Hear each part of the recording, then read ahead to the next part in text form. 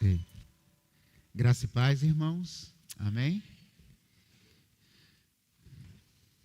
Paulo, escrevendo aos Filipenses, capítulo 3.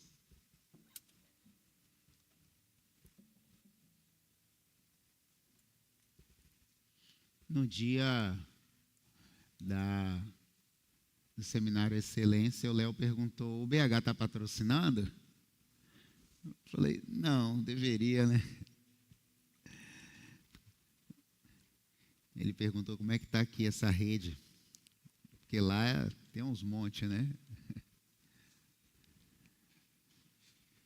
Filipenses capítulo 3, meus irmãos. Chegamos no capítulo 3 e diz assim, todos encontraram? Amém? Finalmente, meus irmãos, alegrem-se no Senhor. Escrever-lhes de novo as mesmas coisas não é cansativo para mim e é uma segurança para vocês. Presta atenção no verso 2. Cuidado com os cães. Cuidado com esses que praticam mal. Cuidado com a falsa circuncisão. Pois não é que somos a circuncisão, nós que adoramos pelo Espírito de Deus, que nos gloriemos em Cristo Jesus e não temos confiança alguma na carne, embora eu mesmo tivesse razão para tal confiança. Se alguém pensa que tem razão por confiar na carne, eu ainda mais. Olha a biografia dele. Circuncidado ao 8º dia de vida, pertencente a Israel, à tribo de Benjamim, verdadeiro hebreu, quanto à lei, fariseu, quanto ao zelo, perseguidor da igreja, quanto à justiça que há na lei, irrepreensível. Que currículo! Verso 7. Mas o que para mim era lucro, passei a considerar como perda, por causa de Cristo. Mais do que isso, considero tudo como perda, comparado com a supremacia ou com a suprema grandeza do conhecimento de Jesus Cristo, meu Senhor, por quem perdi todas as coisas.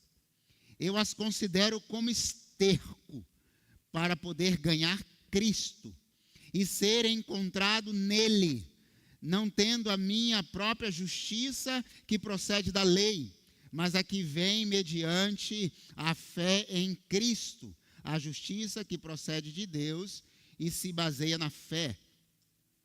Quero conhecer Cristo, o poder da ressurreição e a participação dos seus sofrimentos, tornando-me como Ele em sua morte, para que de alguma forma alcançar a ressurreição dentre os mortos.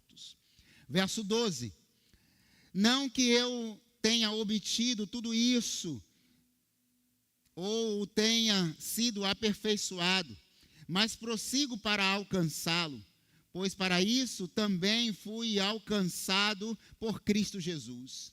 Irmãos, não penso que eu mesmo já o tenha alcançado, mas uma coisa faço, esquecendo-me das coisas que ficaram para trás, e avançando para as que estão adiante, prossigo para o alvo, a fim de ganhar o prêmio do chamado celestial de Deus em Cristo Jesus. Todos nós que alcançamos a maturidade, devemos ver as coisas dessa forma. Só os que alcançaram a maturidade.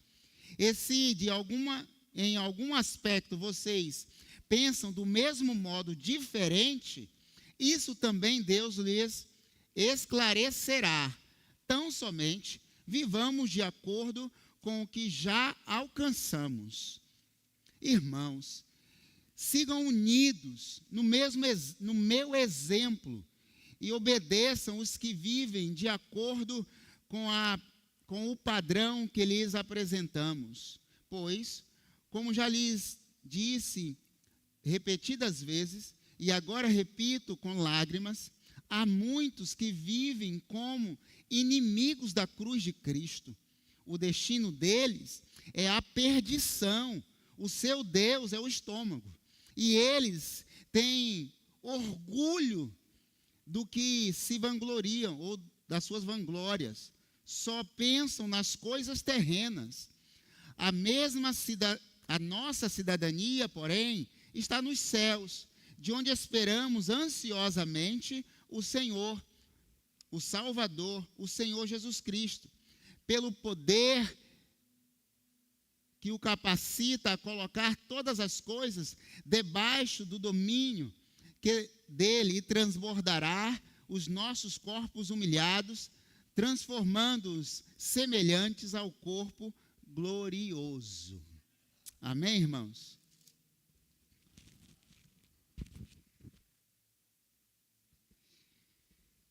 Bom, irmãos, Filipenses capítulo 3 é difícil. Obrigado, meu irmão. Você já ganhou uns 10 pontinhos no céu só porque você acendeu essa luz aí. Quando eu estive lendo Filipenses algumas vezes, cheguei no capítulo 3, precisamente nos primeiros versículos, parei e li, e reli, e perguntei, meu Deus, é isso mesmo? É o que está aí. Mas vamos lá, irmãos, aguentem um pouquinho, vai ser breve hoje. Hoje eu vou tentar. Isso aí. Hoje é você que está aí, né? Você não vai descer não, né? Porque ele está aqui embaixo. Capítulo 3, a alegria que vem de conhecer a Cristo. Basicamente, no capítulo 3, o apóstolo não está concluindo a sua carta. Ainda que ele comece com a ideia de conclusão, finalmente. Mas aqui ele quer dar ênfase a um novo assunto. É claro que a conclusão vai estar lá no capítulo 4, que na verdade o capítulo 4 não deveria existir, deveria ser continuidade. Mas ele conclui num capítulo de fato, o capítulo 4. Ele começa dizendo finalmente, porque ele quer mudar de assunto e tratar de um assunto específico na igreja em Filipos. Até então, no capítulo 1, ele vai falar da supremacia de Cristo. Quem é esse Cristo que eles deveriam continuar crendo e entendendo? No capítulo 2, ele vai tratar do cuidado com o eu, e eu falei sobre isso. Tratei até mesmo da ideia de Freud, quando fala do ego, do id e do superego. No capítulo 4, ele vai tratar de problemas internos da igreja. A igreja estava sofrendo algumas coisas, mas ele quer enfatizar que para superar essas coisas, mais uma vez, é só Jesus Cristo. E ele começa o capítulo 3 ressaltando para essa igreja a importância da alegria, irmãos. Então, alegre, irmão. Vai um sorriso no rosto aí, vai. Aí. Não importa, igreja aos Filipenses, o que vocês estão enfrentando internamente.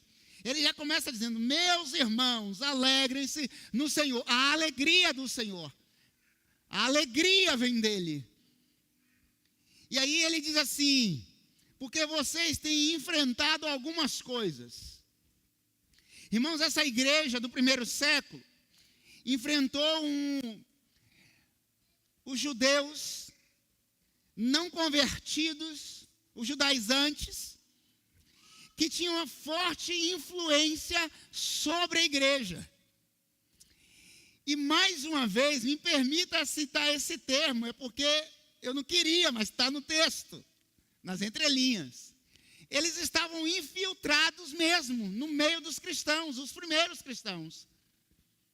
Porque eles estavam perdendo campo. As pessoas estavam se convertendo, saindo do judaísmo e crendo em Jesus Cristo. E eles ficaram assustados com isso. O que eles estão pregando? O que eles estão crendo? Que esse povo está nos deixando e crendo no Cristo. a esses, Paulo vai usar o termo, irmãos, de cães. E ele usa 3 nomenclaturas, expressões, para falar desses judeus, esses judaizantes, que estavam ali no meio deles. Primeira coisa que ele diz, verso 2, cuidado com os cães. E aí, por que ele usa cães? Pelo menos nessa versão aqui. Paulo é duro demais, irmãos. Porque quem eram chamados de cães eram os gentios, pelos judeus. Agora os gentios convertidos, e Paulo é um missionário, um pastor que foi pregar para os gentios, ele é o pastorzão defendendo os gentios, defendendo a igreja que ele implantou. E agora tem gente lá dentro querendo minar a igreja. Aí ele chama esses judaizantes de cães, os judeus, que antes chamavam os gentios de cão. E o cão, literalmente, naquela época, diferente de hoje, domesticado, e alguns até tratam como filho. Perdão a expressão, mas, Jesus. Está longe, né, irmãos? Não sei se tem alguém aqui, me perdoe, mas... Enfim, aí foi o Antônio, tá? Desconsidere se quiser. Naquela época não, irmãos. Cão era algo maldito, era sujo. Ele trazia uma história para aquela realidade. Então, os judeus chamavam os gentios de cães. Tanto é verdade que quando Jesus está lá com a mulher Cirofenícia, que... É a Cirofenícia? Não, é outro texto. Que ele diz que não pode dar comida, a comida que foi dada para os judeus, aos cães. E ela diz assim, Senhor, até as migalhas que caíram da mesa, eu quero as migalhas. Esse comparativo, na verdade, era por isso. Porque os judeus consideravam todos gentios cães, não prestavam. Era uma raça suja. Agora, Paulo chama os judeus de cães. Ele é duro com eles.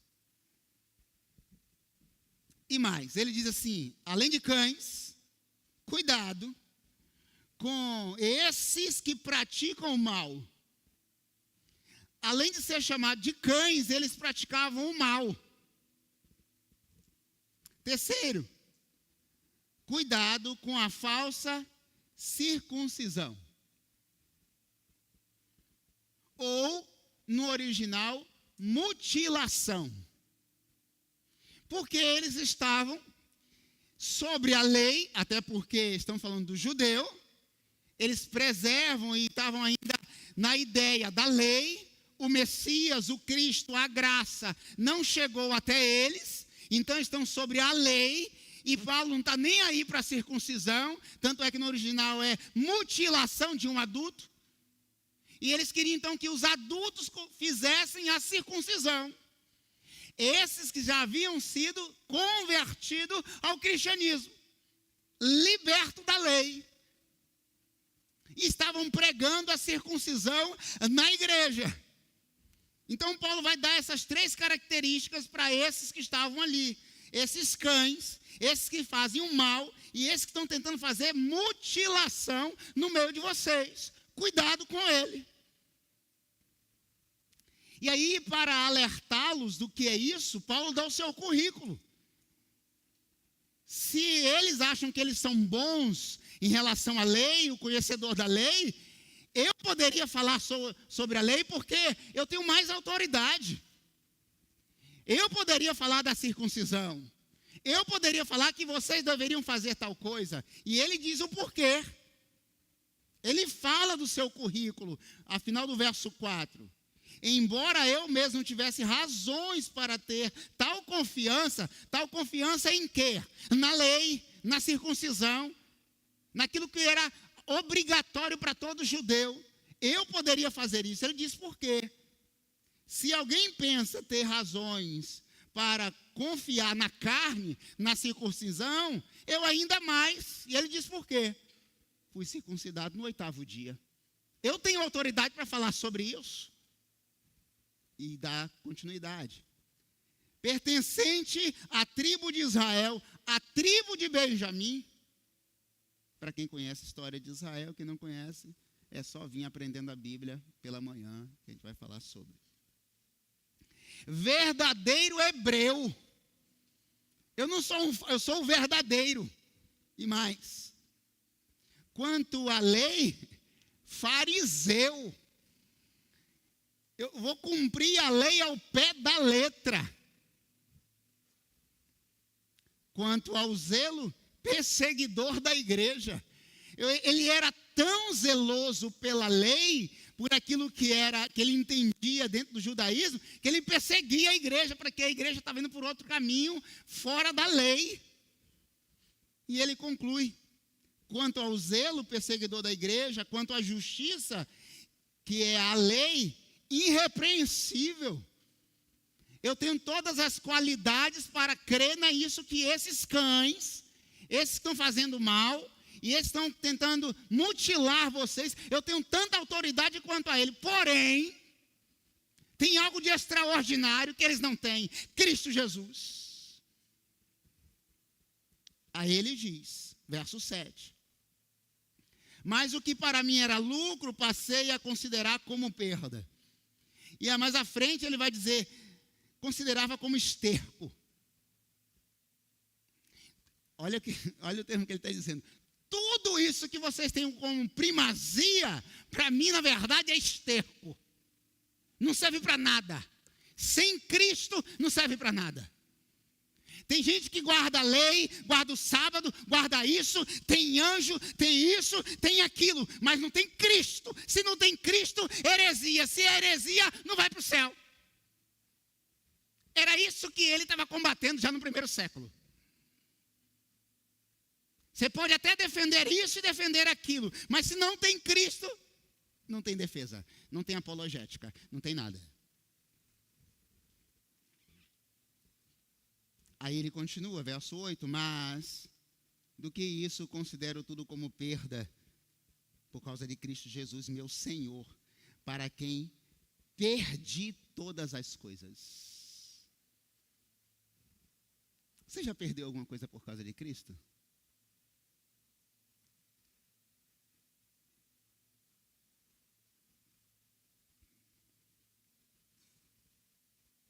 Você já perdeu alguma coisa por causa de Cristo?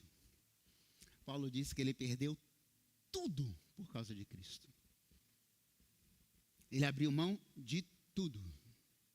Verso 9 diz, e ser contrário nele, não tenho a minha vida por justiça própria da lei, mas a que vem mediante a fé em Jesus Cristo. Quero conhecer a Cristo, o poder da ressurreição e a participação dos seus sofrimentos. Irmãos, às vezes nós confundimos. Achamos que o evangelho é um evangelho leve, no sentido de que tudo vai ser um mar de rosas, como diz o outro. Paulo chega a dizer que a participação do sofrimento ou no sofrimento de Cristo. Sendo assim, a alegria de conhecer a Cristo. Quem conhece a Cristo, não importa o momento em que vive uma estação de alegria. Mas para viver esse momento alegre em Cristo Jesus, é preciso superar aqueles que têm tentado colocar coisas as quais não convém e o que não vem de Deus. Por isso, irmãos, se tem um dom, ou tem vários dons, mas se tem um dom espiritual que todos nós deveríamos pedir a Deus, entre todos, poderíamos pedir, devemos pedir, discernimento de espírito. Porque o que tem de gente sendo levado para um lado e para o outro, por qualquer vento que sopra. Por quê? Porque não tem discernimento de espírito. Acha que abriu a Bíblia, falou meias palavras bonitinha, redondinha, um termo bacana, tocou, meus pelos, é de Deus. E aí vai, até o próprio dia, na próxima oportunidade, que sentir de novo, e vai indo. Daqui uns dias, não está em lugar nenhum. Porque é levado por ventos de doutrina ou de conhecimento qualquer. Porque, irmãos, tem cães e tem o cão. Você entendeu? Tem cães e tem o cão. O chefe do canil. E às vezes as pessoas ficam assim, não está lá fora, irmãos, essa é a questão. Paulo não está falando para descrente. Paulo não está falando para a igreja, não, Paulo está falando para os convertidos. Para a igreja que ele iniciou. Para a igreja como missionário que ele foi lá e implantou. Só que agora ele está preso, ele escreve de Roma uma carta para alimentar essa igreja que ele amava tanto, que ele tinha tanta alegria nessa igreja. Isso aí era uma igreja amorosa, era uma igreja que sustentava o apóstolo Paulo, tanto em oração quanto em mantimento. Então Paulo assim, eu amo vocês demais, mas pelo amor de Jeová não, pelo amor de Jesus Cristo, cuidado com os cães. Era isso que ele estava, para não matar a alegria de vocês. Porque me alegra demais em ver quanto vocês têm fé em Jesus, o quanto vocês são amáveis, o quanto vocês cuidam dos outros, o quanto a unidade de vocês é real. Nesse mesmo, cuidado para que eles não quebrem essa unidade, cuidado para que eles não quebrem essa alegria. Ai, irmão, quantas pessoas tentam roubar a nossa alegria? São esses que Paulo está dizendo, são cães. Parece, mas não é. Está no meio, mas não é. Aparentemente tem pele de ovelha, tem cheiro de ovelha, aparentemente, mas não é. E aí eu vou concluir a introdução.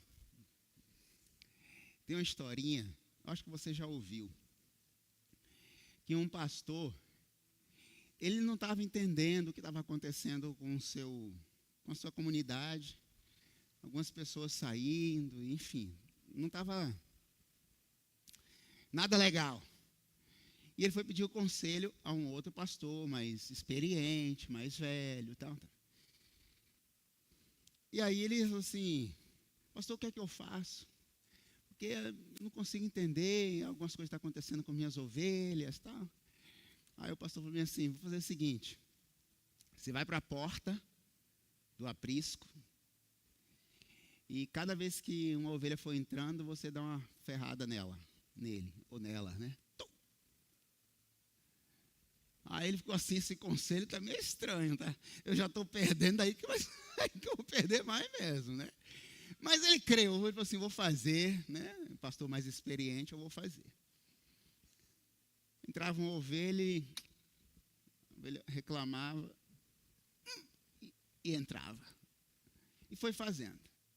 Até que, por fim, no primeiro dia, foi natural, no segundo também, no terceiro, aí começou, teve uma que reclamou.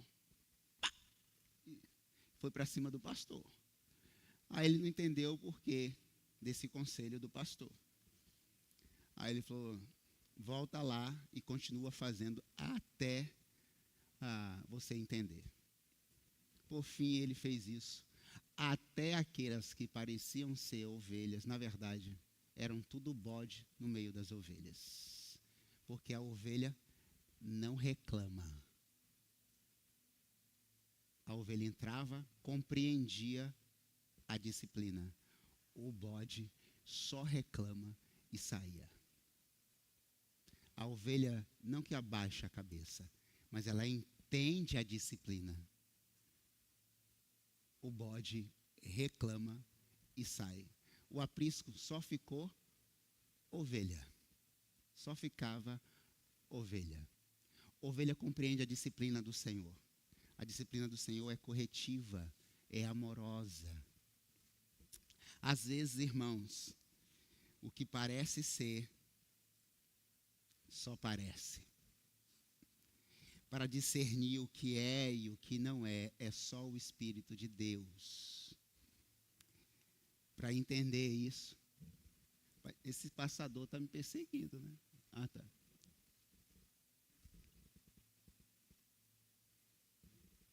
É você que está passando, né? Volta aí.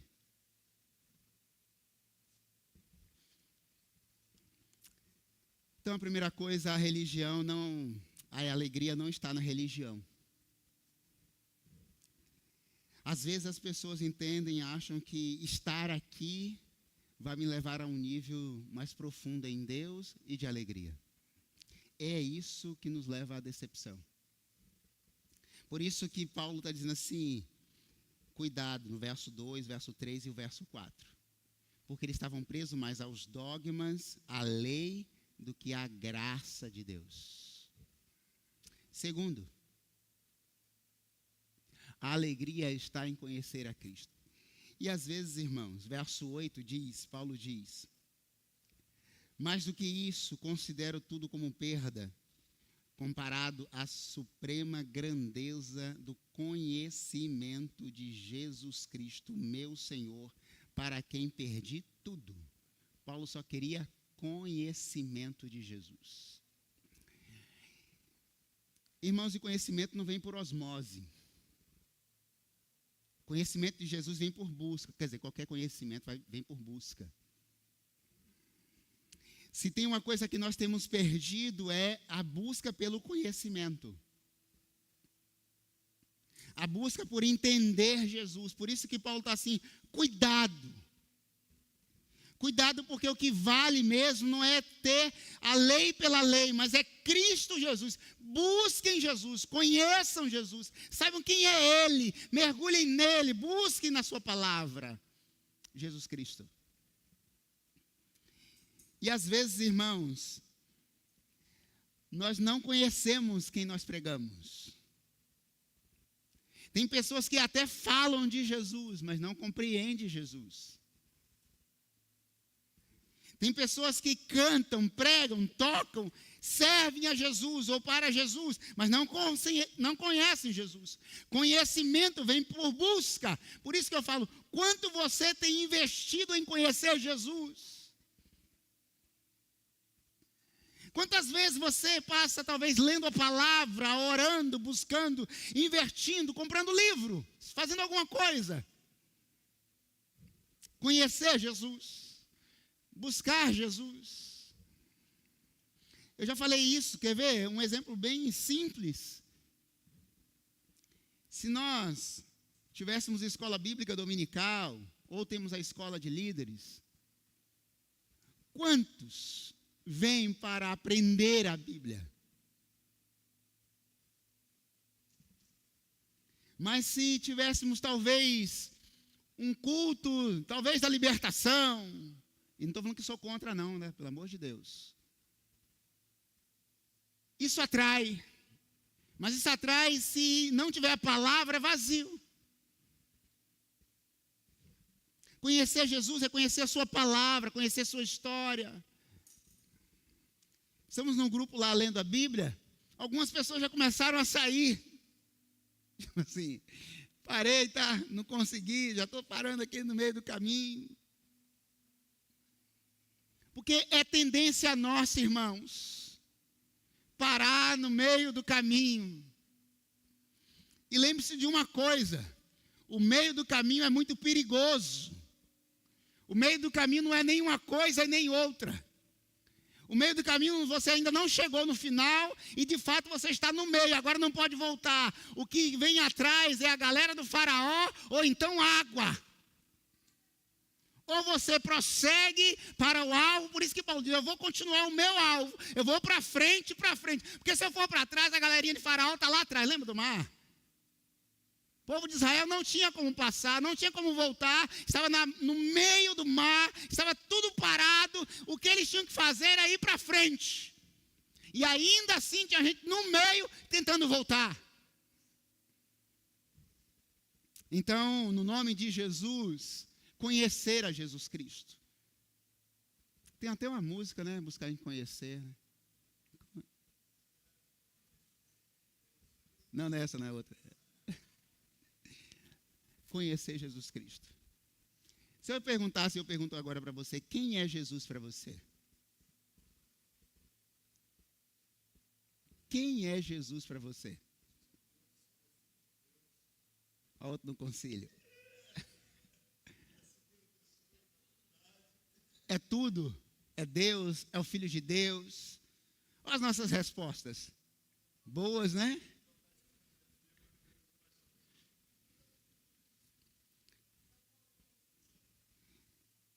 Mas quem é Jesus no dia da prisão para você?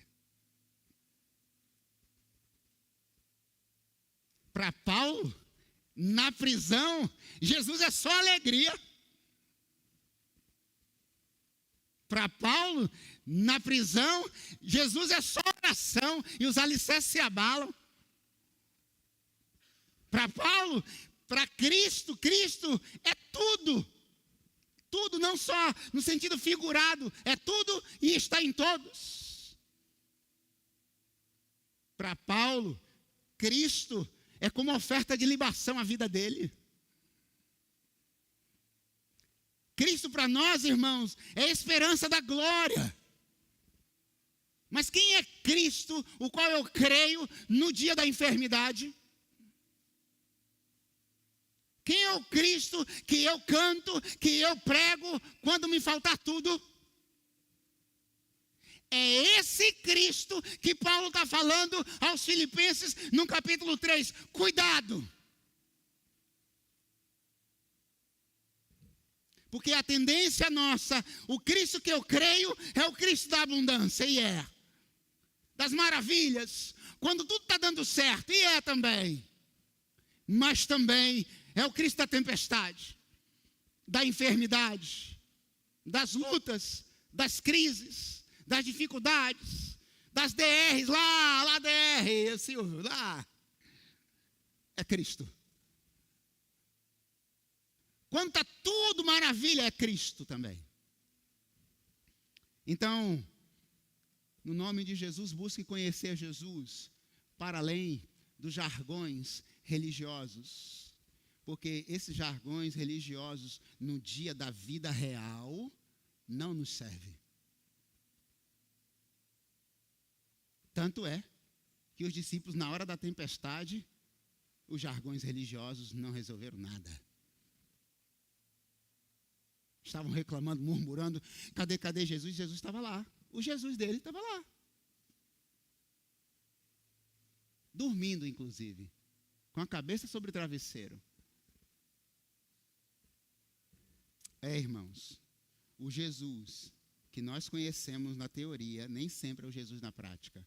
Por isso que ele diz, eu busco por conhecer a Cristo. Conhecer aquilo que Jorge disse. Eu o conhecia de ouvir falar. Agora eu experimentei Jesus. No pó e nas cinzas. Quando eu perdi todos os meus bens, eu conheci Deus. Quando os meus 10 filhos foram embora, eu conheci Deus. Quando a minha mulher disse, amaldiçoa-se teu Deus e morre, agora eu conheci Deus. Quando os meus amigos falaram para que eu abandonasse esse Deus, deixasse, eu conheci Deus.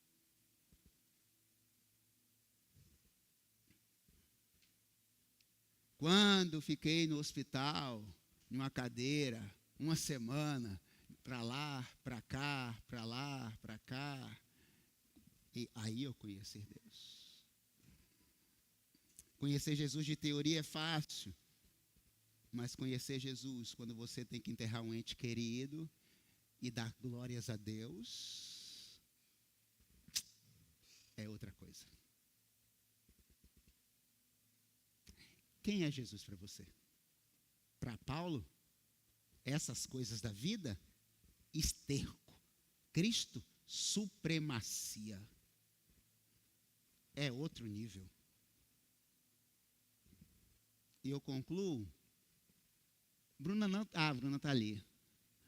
A alegria está em continuar avançando.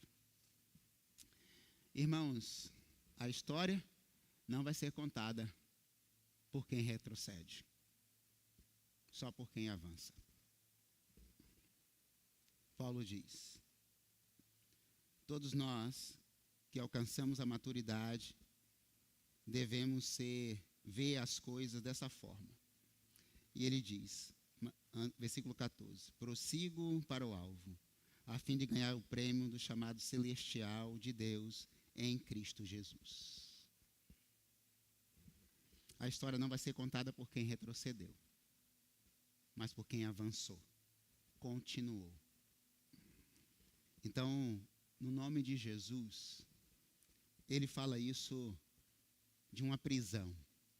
Como que alguém vai prosseguir para o alvo estando preso? Porque quem é livre em Cristo não existe prisão, irmãos. Não existe fronteiras. Não existe lugar. O evangelho vai ser pregado de qualquer forma, de todas as formas. Prossigo para o alvo. E ele diz, verso 18: pois, como já disse diversas vezes, agora repito com lágrimas, há muitos que vivem como inimigos da cruz de Cristo. Ele vai para o verso 1 do capítulo 4.